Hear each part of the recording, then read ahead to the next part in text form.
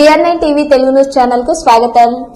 కాకినాడ జిల్లా జగ్గంపేటలో పేకాట రాయుళ్లపై పోలీసులు దాడి చేశారు.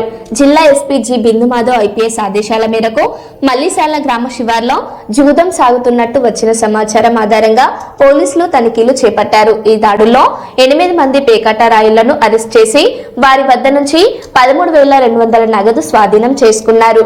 జూదా క్రీడలకు పాల్పడితే కఠిన చర్యలు తప్పవని పోలీసులు హెచ్చరించారు.